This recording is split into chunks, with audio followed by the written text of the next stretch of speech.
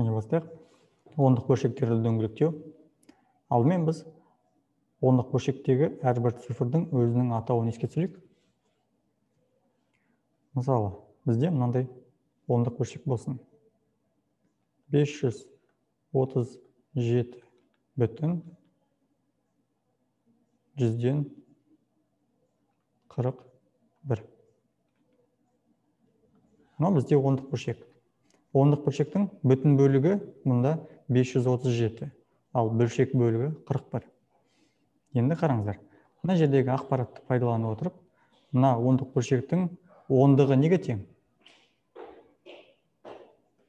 100-ге. Жоқ, мында ондығы неге тең? Ондық неге тең? Ондық нешеге тең? 30-ға. Жегенде 3-ке деп айтасыздар. Түсінікті ме? 3-ке. Ал 100-дік үлес неге тең? 1-ге. 1-ге. 1-ге. Дұрыс. Бірлік неге тең? 7-ге. 7-ге. Дұрыс. 100-дік неге тең? 5-ге. 5-ге тең. 5-ге. Жақсы. Енді қараңыздар. Біз қазір ондық бөлшекті дөңгелектеуді өтеміз. Егер бізге қараңыздар, ондық бөлшекті ондық үлеске дейін дөңгелетке десе, ондық үлеске дейін дөңгелетке десе, ондық үлеске дейін дөңгелетке десе, сіздер ондық үлесті тауып аласыздар. Міне, ондық үлес бізде неге тең? 4-ге. 4-ге. 4-тен кейінгі цифрды қарайсыздар. 4-тен кейін бізде қандай цифр тұр? 1. 1. Қараңыздар. Егер мына жердегі тұрған цифрымыз 5-тен кіші болса, онда сіздер мына жақта тұрған сандарды өшіріп тастайсыздар да, тек осы санды жазасыздар. Сонда, қараңыздар. 537 бүтін 100-ден 41-імізді дөңгелектейміз. Дөңгелектеу символы мынандай. Теңнің орнына сіздер қараңыздар. Мынандай толқын түрдегі теңді жазасыздар. Көріп тұрсыздар ма мынаны? Енді қараңыздар, жаңа біз айттық. Мына ондық үлеске дейін дөңгелектейміз, яғни ондық үлеске дейін біз сандарымызды жазып шығамыз, оның алдындағы сандарымызды.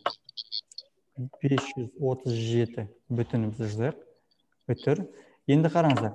Мына 4-ден кейінгі цифрымыз ол бізде 1-ге тең, біріміз 5-тен кіші, міне 5-тен кіші, онда біз алдында тұрған санды толығымен көшіреміз. Тек мынаны өшіріп тастаймыз. Түсінікті ме? Енді қараңыздар.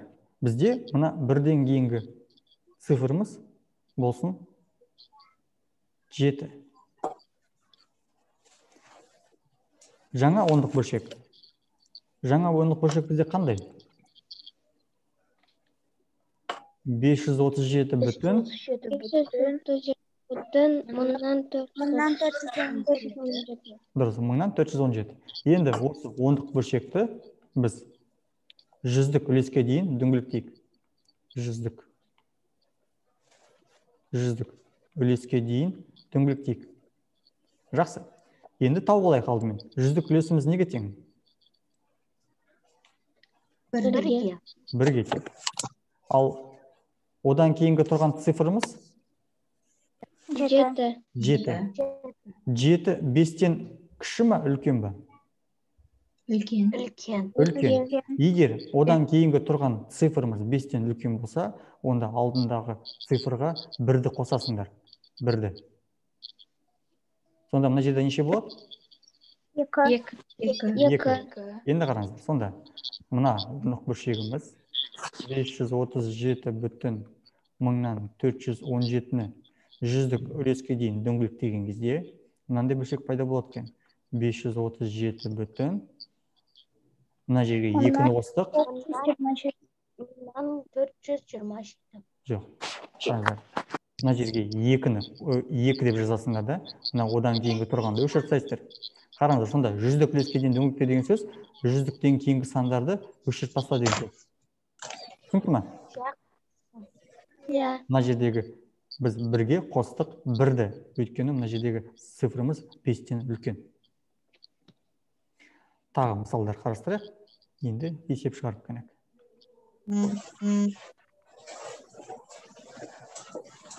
Қазір.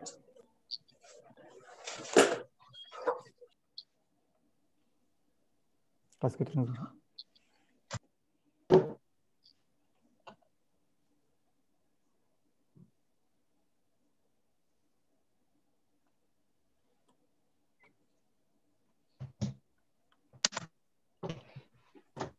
Келесі мысал.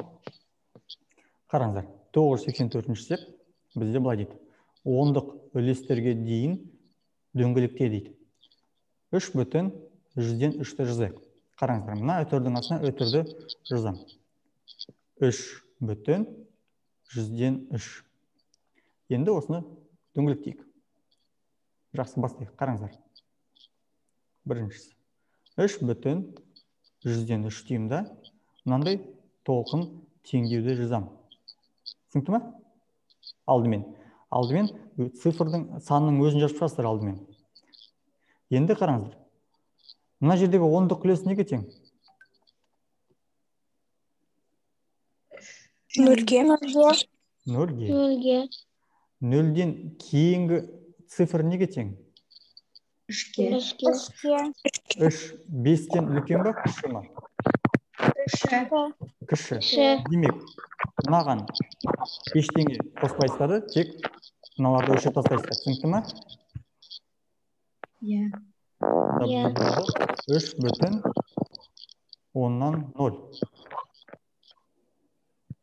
Немесе мына 0 алып тастасақ, болады тек 3. Келесі. Мен мына жердегі... Ага, я не понял, как нол делать. Қалай? Ага, я не понял, я поздно зашел на урок чуть-чуть, и я не понял, откуда нол появляется. Біз жуықтаймыз. То есть бізде, қараңыздар, мынандай санды соңындағы цифрларды алып тастау керек. Байқаған кезде. Қазір келесі мысалды қарастырайық, Айсұлтан, сол кезде түсіне шығарсын. Қараңыздар, келесі бізде қандай бөлшек? 4/158. 4/158. Жақсы. Ондық үлестерге дейін дөңгелекте дейді. Ондық үлес неге тең бұл бөлшекте? 5-ге. Не істейміз енді? Келесі сан. Жазып қойып алдымен 4/158. Мынандай толқын теңдеу. 5-тен кейінгі цифрды қараймыз. Ол неге тең? 8-ге. 8-ге. Айтыңдар, сосын 8 бізде 5-тен көп. Демек, мынаған не істейміз? Қосамыз. Бірді қосамыз да, мынаны 8-ді алып тастаймыз. 8-ді алып тастаймыз. Сонда бізде жуық мәні дөңгелектеген кезде 4/10. 10-6-ға тең екен. Все понял. Келесі. Қандай бөлшек? 0/124. 0/124. Жақсы. Бізге ондық үлеске дейін дөңгелекте дейді. Ондық үлес неге тең мұнда? 2-ге. 2-ден кейінгі цифр неге тең? 4-ге. 4-ге. 4-5-тен кіші. 4-5-тен кіші. Дұрыс. 4-5-тен кіші. Демек, оны не істейміз ол жақтағы тұрған сандарды? Алып тастаймыз. Сонда жазайық. 0/124-іміз дөңгелектеген кезде қандай бөлшекке тең болды? 0/2. Жақсы.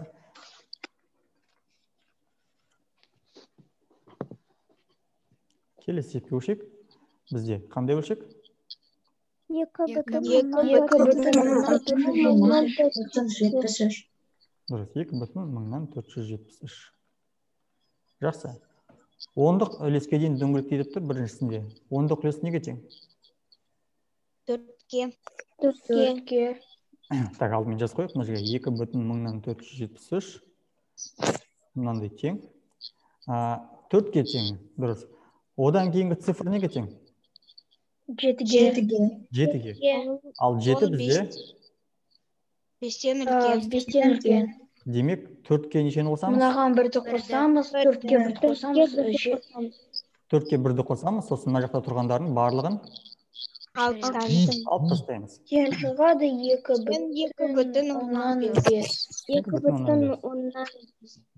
Ага, дұрыс. Все, я понял, как это делать. Так. Енді мына есептерді шығарайық.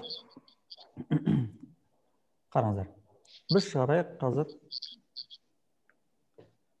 Қазір не мүнері санды. Қандай бөлшек мынау бізде?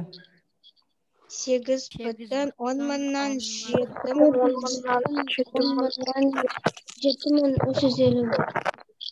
7,350. 8 дұрыс. 10,000-7,351. Так, қандайға дейін дөңгелектеу керек дейді? 100-тік үлеске дейін дөңгелектеу дейді. Жақсы, 100-дік үлес неге тең мұнда? 3-ке. 3-ке. Жақсы жаз қойық. 8,10,000-7,351. Так. 3-тен кейінгі цифр қандай?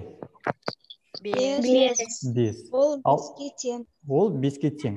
Егер 5-ке тең болса, немесе 5-тен үлкен болса, онда 1-ді қосасыздар. Түсінікті ма? Тең шығады. Остальной сандарды просто өшіріп тастаймыз. Мыналарды біз өшіріп тастаймыз. Сонда бізде шығады қандай бөлшек? 8,174. Жақсы.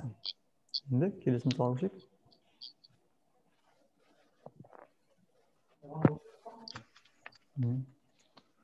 Келесі бізде бүтінге дейін дөңгелектеңдер дейді. Жақсы. Қараңыздар. Бірінші санды жазайық. Қандай сан бізде біріншісі? 2,675. Жақсы, жазып қояйық мына жерге. 2,675. Енді қараңыздар. Бұл жерде бізге мынау керек жоқ. Бүтінге дейін дөңгелектеңдер дейді.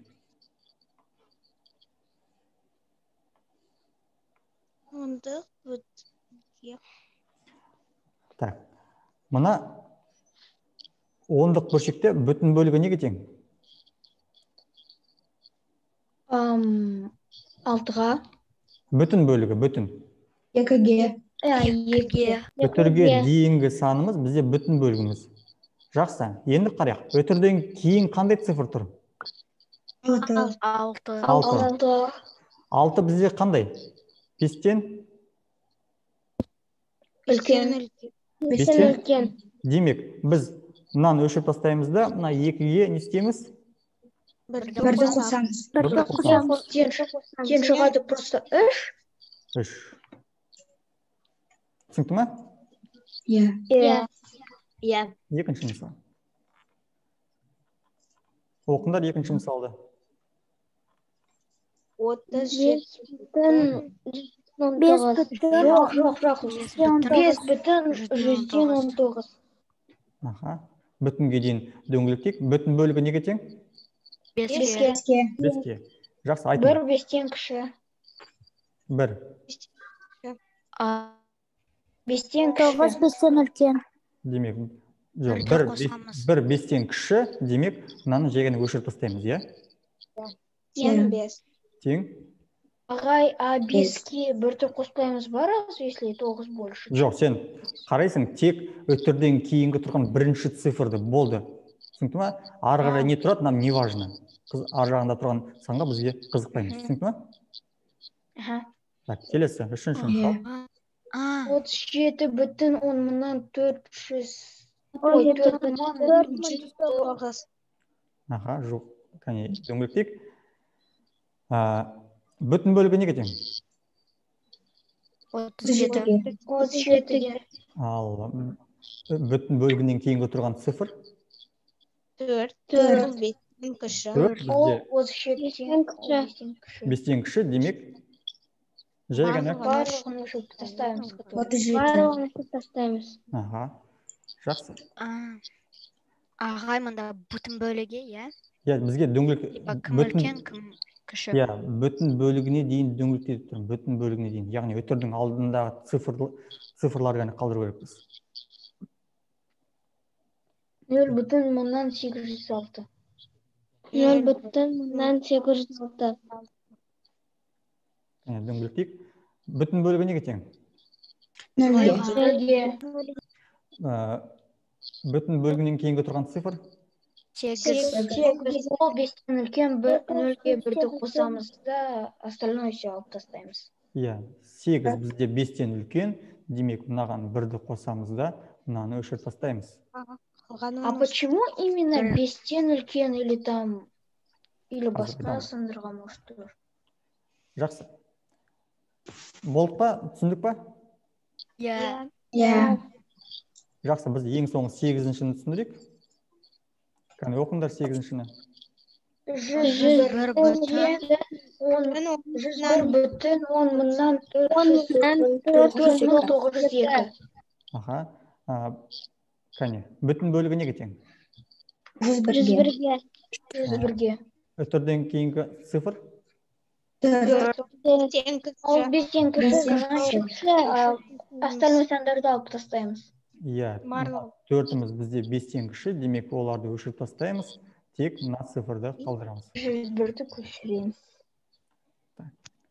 Жақсы. Енді сұрақ туындайды. Неге біз именно 5-тен үлкен, 5-тен кіші деп аламыз? Ол мәселе мынадан. Қараңыздар, бізде болсын 3 пен 4-тің арасы. 3 пен 4-тің арасын дәл ортасын қараңыздар. Бөлейік. Так, 3 пен 4 емес, алайық біз қараңыздар. Именно 0 мен 1-дің арасын. Дәл ортасы неге тең бізде? 5-ге. 0,5, иә? 0,5. Енді қараңыздар. 0,4-ті бүтінге дейін жуықтаған кезде, ол қараңыздар. Ол 0-ге жақын ба, әлде 1-ге жақын ба? Ол 0-ге жақын, иә? Сондықтан, ол жуықтаған кезде, қараңыздар, бүтінге дейін жуықтаған кезде, 0,4-ті жуықтаған кезде 0 болады. Вот сондықтан. Ал, мысалы, мынау сан ше, 0,7 ше, ол кімге жақын? 0-ге жақын ба, әлде 1-ге жақын? 1-ге жақын. Сонда 0,7-ні жуықтаған кезде, ол 1-ге тең. Ал қараңыздар, 0,5 ол бізде 1-ге де жақын, және 0-ге де жақын. Бірақта олар келіскен 0,5 1-ге жақын болсын деп, оң жаққа жақын болсын деп. Сондықтан 0,5-тің жуық мәні бүтінге дейін жуықтасаңдар, ол 1-ге тең. Вот. Сонда қараңыздар, сіздер қарайсыздар мына бүтіннен кейінгі нөл цифрға 4. 4 ол бізде білдіреді, ол мына сол жақтағы санға жақын екен. Түсінікті ме? Ал 7 білдіреді, ол бізде оң жақтағы санға жақын екен. Біз сосын солай жуықтаймыз. Так, қазір мен запись. Ағай, бұл бізде тестта болады?